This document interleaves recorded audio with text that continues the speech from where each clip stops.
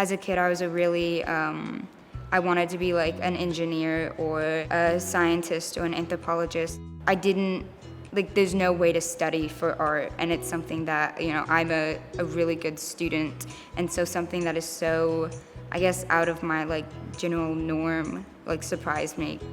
I just did it so casually as, like, a kid and stuff that I didn't even think I was making art. I just thought I was, like, building something that a YouTuber made, and I was like, I'm gonna make that too.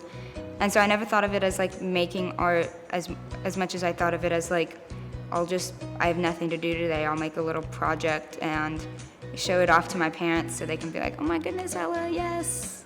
Like, my art, I remember, always had been for me to be able to keep, and I don't think I could ever sell any of my art just because I love it so much, and it's like a part of me in a way that I want to keep and remember. So I spend a lot of my time around my parents, and they're very supportive of my art, and they want me to go into art, even at times when I'm like, I don't know, I don't think art is like a reliable profession. They're like, no, you need to be able to do this and make it like more than just a hobby or a passion. Like, it needs to be like a big part of you. And I wouldn't even want to come here, and I didn't even want to apply.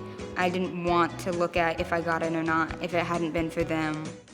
My GSA experience has been much better than I thought it would be. I don't like being away from my family, but being here has taught me that I can. I think after this is when it marks me having to go into adulthood and college and all that stuff. And so I think this experience of just being so isolated in a good way to where I'm not even thinking about what's happening outside of GSA. I just am so focused on what I'm trying to do.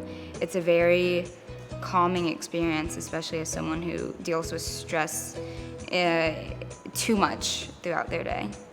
Artistically, what we've done here is a lot of finding and experimenting with new things. I've never done printmaking or sculpture before, but those are becoming like my favorites to do.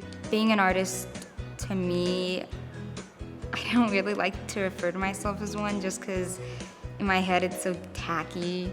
I like the idea of like, I just make art. Like, I want to be multifaceted in that, like, I love history and science, not math, fun facts and stuff, but I also can use the other side of my brain and create and be inspired and like make something that I see and show it to other people so that they can understand what I am trying to articulate.